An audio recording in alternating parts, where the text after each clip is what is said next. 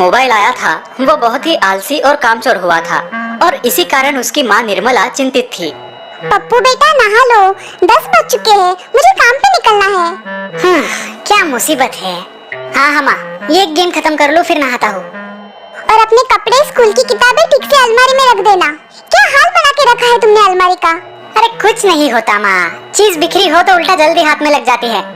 पप्पू की आदतें बिगड़ रही है, इससे पहले कि देर हो जाए मुझे कुछ करना होगा। हर साल गर्मियों की छुट्टियों में पप्पू उसके मामा मनोज के गांव जाता है। इस साल उसकी माँ निर्मला उसे गांव छोड़ने जाती है। अब मनोज भैया ही इसे सुधार सकते हैं। पप्पू अपने मामा मनोज के गांव पहुंच जाता है। मामा के बच्चों के साथ उसकी खूब जमती। लगभग एक ही उम्र के होने के वजह से सारे बच्चे हर साल छुट्टियों का दिल खोल के आनंद उठाते। लेकिन इस बार शहर से आए पप्पू में काफी बदलाव आए थे। पप्पू उठो, चलो आज पहाड़ पे चढ़ाई करनी है। कल भी तुम नदी पर तैरने नहीं आए। हाँ पप्पू, तुमने बहुत ज्यादा मिस किया। अब उठो भी, देर हो रही है। सोने दो ना यार, तुम लोग जाओ, मुझे नहीं आना। कौन इतनी ऊंची पहाड़ी चढ़ेगा। मुन्ना और सोनाली पप्पू के इस बदले बर्ताव से चकित हो गए थे और साथ ही दुखी भी। भैया, ये पप्पू को क्या हो गया है?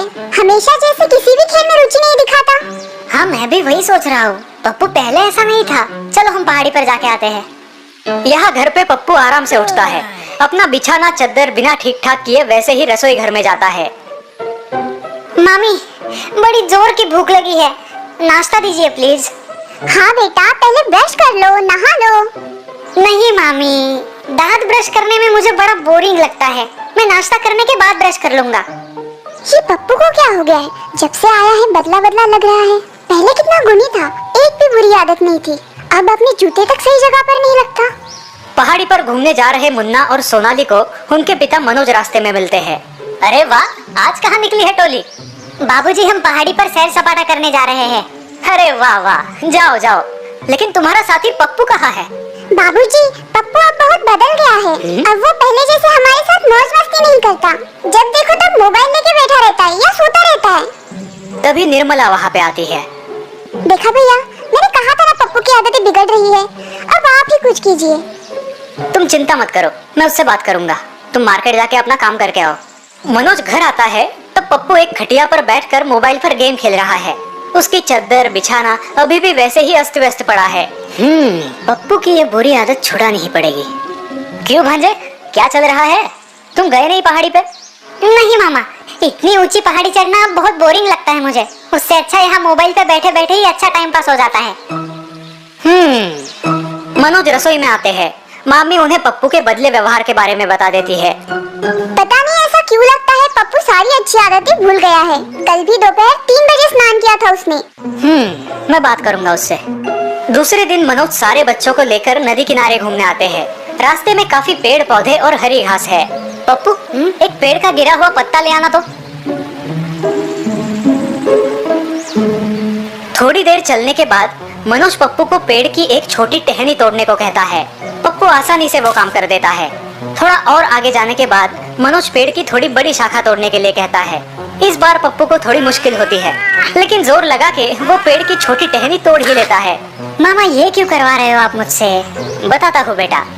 थोड़ा आगे जाने के बाद मनोज पप्पू को एक पौधा उखाड़ने का चैलेंज देता है। पप्पू बहुत जोर लगाता है और जैसे तैसे वो पौधा तोड़ लाता है। मामा, बस अब आगे जाके मुझे पेड़ उखाड़ने के लिए मत बोलिए। इस पौधे ने मेरी पूरी ताकत ले ली है। मामा हंसने लगते हैं। सारे बच्चे आश्चर्य से एक दूसरे की ओर देखते हैं। मामा सबको लेके एक बड़े से वृक्ष की छांव में बैठ जाते हैं। पप्पू, मैंने तुम्हें जो काम करने के लिए कहे हैं, क्या उनका मतलब तुम समझ गए? नहीं मामा, टहनी तोड़ना तो आसान था, लेकिन वो पौधा उखाड़ते उखाड़ते मेरी हालत खराब हो गई। एकदम सही कहा तुमने। यही बात हमारे आदतों को भी लागू होती है। क्या मतलब बाबूजी? हम समझे नहीं। इसका मतलब बुरी आदतें अगर हम जल्दी से छोड़ दे तो वो आसानी से छूट जाती है। जैसे तुमने छोटे पत्ते टहनी तोड़ लाई। लेकिन जैसे ही हमारी बुरी आदतें पक्की या पुरानी हो जाती है, उनसे छुटकारा पाना बहुत कठिन होता है। एकदम उस बड़े पेड़ की तरह जिसकी जड़ें जमीन में पक्की जम गई है। समझे? पप्पू को उसकी गलतियों का एहसास हो जाता है। वो मनोज मामा को अपने आप को बदलने का वचन देता है और दूसरे ही दिन से पप्पू में आया अच्छा बदलाव घर में सभी नोटिस करते हैं और संतुष्ट होते हैं।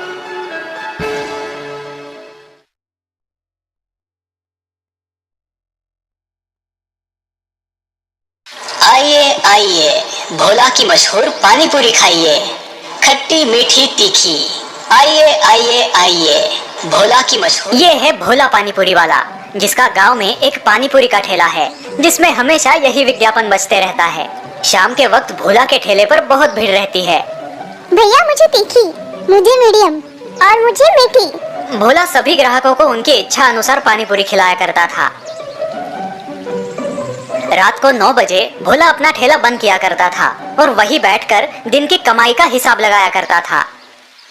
आज बिकी 100 प्लेटें पानी पूरी, मतलब आज की कमाई हुई 1000 रुपए और खर्चा हुआ 300 रुपए। दिन ब दिन अपनी बढ़ती कमाई देखकर भोला बहुत खुश था। हर बीते दिन के साथ भोला का व्यापार बढ़ता ही जा रहा था। अब वो अकेला इतने सारे ग्राहकों को नहीं संभाल सकता था। भैया मुझे तीखा। मुझे भी तीखा। मुझे भी। अब भोला को लगने लगा कि उसे कोई सहायक रख लेना चाहिए। अगले दिन जब भोला अपना ठेला लगा रहा था तो उसका दोस्त कृष्णा उसके पास आया। तो भाई भोला, क्या हाल चाल है? एकदम बढ़िया, तू बता। बस वही काम ढूंढ रहा हूँ। बहुत सही समय पर आया है तू। मैं अपनी मदद के लिए एक सहायक ढूंढ रहा हूँ। अरे वाह, तो मैं हूँ ना तेरा सहायक। भोला को अपना सहायक मिल गया और कृष्णा को अपनी नौकरी। उसी दिन से कृष्णा भोला की मदद करने लगा। अब जब भी भीड़ होती तो भोला को कोई परेशानी नहीं होती, क्योंकि कृष्णा उसकी मदद किया करता था। वे दोनों सारा काम साथ में करने लगे और हमेशा की तरह आज भी ठेला बंद करने के बाद भोला हिसाब लगाने लगा। आज कुल 180 प्लेटें पानी पूरी बिकी, मतलब 1800 रुपए। खर्चा हुआ 400 रुपए, पूरे 1400 रुपए का मुनाफा। अच्छा है, ये लो भाई कृष्णा, तुम्हारे 300 रुपए। अगले कुछ दिनों तक कृष्णा ने भोला के साथ काम किया और भोला उसे उसकी मजदूरी दे दिया करता था। पर भोला का मुनाफा देखकर कृष्णा को जलन होने लगी। एक सुबह कृष्णा हिसाब करने बैठा। एक दिन के 300 रुपए, पिछले एक महीने में मैंने 9000 रुपए कमाए हैं। ये तो ठीक है, लेकिन भोला रोज का 1200 रुपए मुनाफा कमाता है। इस हिसाब से वो 36,000 रुपए कमाता है। बाप रे, ये तो बहुत ही ज्यादा है। कृष्णा सोचने लगा कि कैसे वो भी भोला की तरह ज्यादा पैसे कमाए। अगर मैं भी पानी पूरी का ठेला लगाऊं तो? और बस तब से कृष्णा भोला के पीछे लग गया। भाई, ये ठेला लगाने में तो बहुत ज्यादा पैसे लगे होंगे ना? तुमने इतने सारे पैसे कहाँ से लाए? ज्यादा नहीं, बस 3000 लगे थे और उसके लिए मैंने अपनी माँ के कंगन गिरवी रखे थे। भोला कृष्णा को अपना दोस्त समझकर सब कुछ बताता रहा। अगले दिन, भाई मैं सोच रहा हूँ, अगर तुम मुझे सामान कहाँ मिलता है ये बता देते तो रोज मैं सामान ले आता, तुम्हारा भार कम हो जाता। हाँ क्यों नहीं कृष्णा। भोला को कृष्णा पर पूरा विश्वास था। भोला उसे अपने साथ बाजार ले गया और उसे सब दुकानें बताई जहाँ से वो सामान खरीदता था। कुछ दिन बाद, अब मुझे हर चीज पता है और मेरे पास पैसे भी है। यही सही समय है अपना ठेला डालने का। और अगले दिन भोला के बगल में एक और पानी पूरी की गाड़ी खुली। कृष्णा की मजेदार पानी पूरी, आइए चखिए, नए जमाने की नई पानी पूरी। कृष्णा का ठेला देखकर भोला दंग रह गया। तूने मेरे साथ धोखा किया? मैंने कोई धोखा नहीं किया, ये दुनिया का दस्तूर है। चेला कभी ना कभी गुरु पर भारी पड़ता ही है। मैं ही मूर्ख था जो तुझे अपना दोस्त समझ बैठा था। अब गांव में एक साथ 2-2 विज्ञापन सुनाई देने लगे। आइए आइए, भोला की मशहूर पानी पूरी खाइए, खट्टी मीठी तीखी। आइए आइए आइए, कृष्णा की मजेदार पानी पूरी, आइए चखिए, नए जमाने की नई पानी पूरी। और इस वजह से भोला के ग्राहक भी कम हो गए। उसके आधे ग्राहक कृष्णा के ठेले पर जाने लगे। मुझे तीखी चाहिए। इतनी बस या और तीखी? और बेचारा भोला ऐसी परिस्थिति में था कि वो कुछ नहीं कर सकता था, क्योंकि भोला ने खुद आस्तीन में सांप पाला था।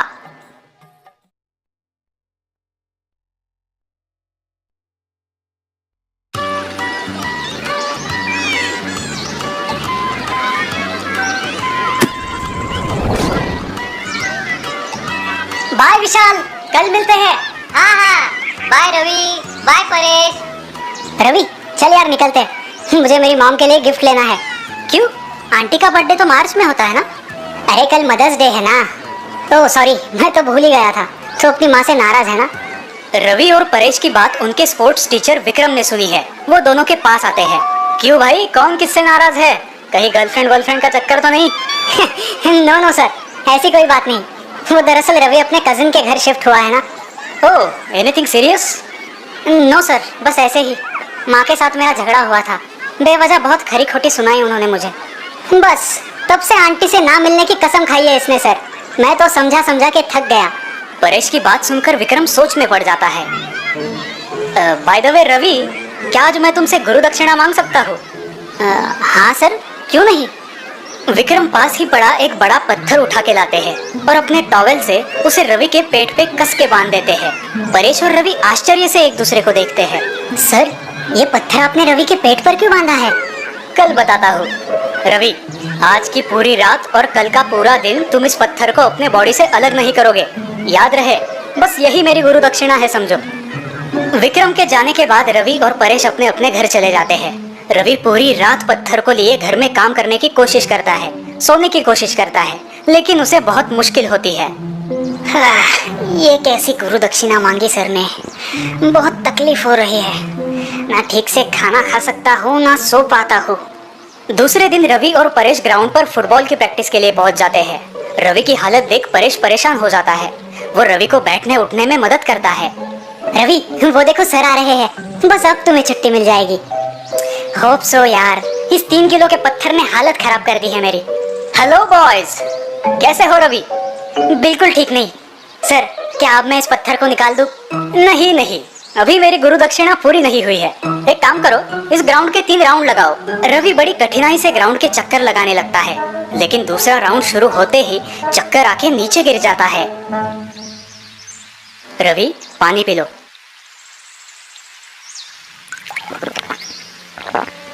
ठीक हो ना अब? Yes sir. सर, ये सब आपने किस लिए किया? क्या मुझसे कोई गलती हुई है? हाँ, अपनी माँ को समझने में तुमने गलती की है। आप कहना क्या चाहते हैं सर?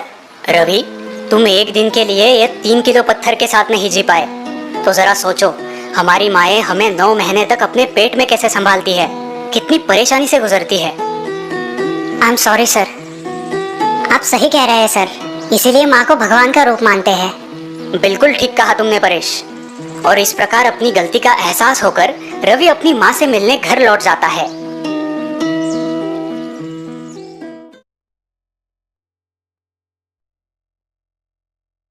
एक गांव में मुंगेरी लाल अपने बेटे संजय के साथ रहता था। मुंगेरी लाल गरीबी की वजह से ज्यादा पढ़ लिख नहीं पाया था, लेकिन उसने अपने इकलौते बेटे संजय को अच्छी तालीम दी थी। बेटा, तुम पढ़ो लिखो, बहुत बड़े आदमी बनो, यही मेरी इच्छा है। गांव में मुंगेरी लाल की आम की छोटी बाग थी और उसी पे उसका उदर निर्वाह चलता था। बेटा, आज हमारे साथ बाग में चलो, आज बहुत काम है। क्या बाबा, मैंने कहा ना मुझे नहीं अच्छा लगता बाग में काम करना, इसीलिए आपने मुझे इतना पढ़ाया है क्या? लेकिन बेटा, ये तो हमारी अपनी बाग है, तो फिर काम करने में क्यों झिझकते हो? बाबा प्लीज, अब लेक्चर मत देना। मेरे दोस्त नुक्कड़ पे वेट कर रहे हैं और वैसे भी मुझे बड़ा बिजनेस करना है, ऐसे फालतू काम मुझे नहीं करने। मुंगेरी लाल को लगता था कि संजय को इसी आम के घरेलू व्यवसाय को बड़ा करना चाहिए, लेकिन संजय सिवाय बड़े बड़े सपने देखने के कुछ काम नहीं करता था। दिन भर गांव में दोस्तों के साथ मटर गश्ती करना, नुक्कड़ पे अड्डा जमा के वक्त बर्बाद करना, बड़े बड़े डिंगे हाँकना, यही उसका रूटीन बन गया था। आ गए रामगढ़ के बिजनेस टाइकून। टाटा बिरला के बाद हमारे संजय जी का ही नाम लिया जाएगा भाई। हाँ, वो तो है भाई लोग, इसीलिए बड़े बड़े सपने देखता हूँ यार, वो भी डे एंड नाइट। देखना तुम, एक दिन इसी गांव में आसमान छूती बड़ी हवेली होगी मेरी। संजय के गैर जिम्मेदार बर्ताव के कारण मुंगेरी लाल परेशान थे। 1000 बार समझाने के बाद भी संजय पर कोई असर नहीं हुआ था। काश आज संजय की माँ जिंदा होती, पता नहीं कब अपनी जिम्मेदारी समझेगा यह लड़का। इतने में मुंगेरी लाल के चचेरे भाई हरिमल घर आते हैं। उन्हें देखकर मुंगेरी लाल बेहद खुश होते हैं। कैसे हो छोटे, कितने साल बाद मिल रहा हो, चेहरा क्यों उतरा है तुम्हारा? कुछ नहीं भैया, ऐसे ही थोड़ी संजय की चिंता हो रही थी। मुंगेरी लाल से हरिलाल को संजय के गैर जिम्मेदार बर्ताव के बारे में पता चलता है और साथ ही साथ ये भी पता चलता है कि संजय को आम रस बहुत ही ज्यादा पसंद है। बस हरिलाल के दिमाग में संजय को सबक सिखाने की एक कल्पना आती है। संजय बेटा, आज दोपहर को जल्दी घर आना। क्यों चाचा जी, मुझे दोस्तों के साथ फिल्म देखने जाना है। अरे सुनो तो, आज दोपहर के भोजन में मैं तुम्हारे लिए खास आमरस पूरी बनाने वाला हूँ। सच में चाचा जी? फिर तो मैं जल्द ही घर आऊंगा। ऐसा कहकर संजय रोज की तरह नुक्कड़ पर चला जाता है। दिन भर बाहर टाइम पास करके संजय खुशी खुशी घर आता है। खाने का समय हो गया लेकिन खाना तैयार नहीं है, सारे बर्तन खाली है। संजय सोच में पड़ गया। कहाँ गए ये लोग? पेट में चूहे दौड़ रहे हैं। भैया वो देखो संजय आ रहा है, अब क्या करे? तुम बस देखते जाओ छोटे। अरे ये तो यहाँ पर गप्पे लड़ा रहे हैं। बाबा, चाचा जी, भूख के मारे मेरी जान जा रही है और आप यहाँ गप्पे मार रहे हो। कहाँ है आमरस? मंगेरी लाल ने हरिलाल की तरफ इशारा किया और हरिलाल ने पेड़ के नीचे रखे उस पतेले की ओर। ये क्या चाचा जी, पतेली आम के पेड़ के नीचे क्यों रखी है? अरे बेटा, आमरस पेड़ से टपकने की राह देख रहे हैं 4 घंटे से। ये कैसा मजाक है चाचा जी? भूख से यहाँ जान चली जाएगी मेरी। ऐसे तो इस जन्म में क्या, अगले 7 जन्म में भी आमरस नहीं मिलेगा। अब की ना पते की बात तुमने बेटा। यही बात तो मुंगेरी तुम्हें कब से समझाने की कोशिश कर रहा था। मैं कुछ समझा नहीं चाचा जी। बेटा, सिर्फ बड़े सपने देखने से सपने पूरे नहीं होंगे जब तक तुम खुद कोशिश और मेहनत ना करो। संजय को अपनी गलती समझ आ जाती है। वो अपने पिताजी से माफी मांगता है और अगले ही दिन से काम की तलाश करने का वादा करता है।